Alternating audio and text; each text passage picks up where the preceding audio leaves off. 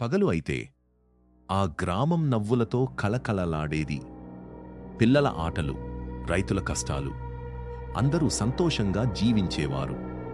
ఒకప్పుడు పచ్చని కొండల మధ్య వాగుల చప్పుళ్లతో నిండిన ఒక అందమైన పల్లెటూరు ఉండేది.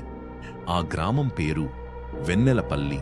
కానీ సాయంత్రం 6 గంటలు దాటిన వెంటనే ఆ గ్రామం మొత్తం ఒక విచిత్రమైన చీకటిలో మునిగిపోతుంది. అది సాధారణ చీకటి కాదు, చీమ చీకటి. చేతిని ముందుకు చాచినా కనిపించదు.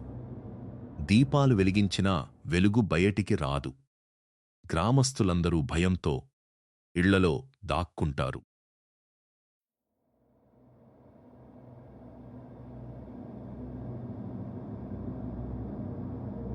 ఒకరోజు రాముడు అనే యువకుడు ఆ గ్రామానికి వచ్చాడు. ఇది శాపం కాదు, దీనిలో ఏదో రహస్యం ఉంది అని అనుకున్నాడు. చీకటి పడిన వెంటనే ఒక వింత గాలి గ్రామం చివర ఉన్న పాత చెట్టు దగ్గర నుండి వస్తోంది. అక్కడ భూమిలో ఒక రంధ్రం, దానిలో నుండి నల్లటి పొగ. మరుసటి రోజు గ్రామస్తులతో కలిసి ఆ ప్రదేశాన్ని తవ్వారు. కొంత లోతుగా తవ్విన తర్వాత ఒక పాత గుహ బయటపడింది. ఆ గుహలో ఒక పాత విగ్రహం. గ్రామ పెద్దలు గుర్తు చేసుకున్నారు, ఇది పాత దేవాలయం. ఆ గుహలో ఒక పాత విగ్రహం. గ్రామ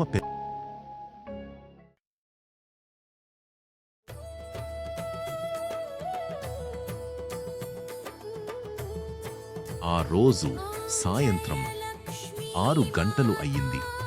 కాని ఈసారి చీకటి రాలేదు. గ్రామం మొత్తం వెలుగుతో నిండిపోయింది.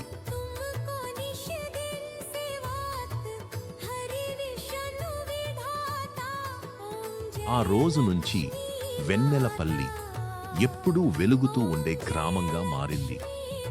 ఈ కథ మీకు నచ్చితే లైక్ చేయండి, షేర్ చేయండి, సబ్స్క్రైబ్ చేయండి.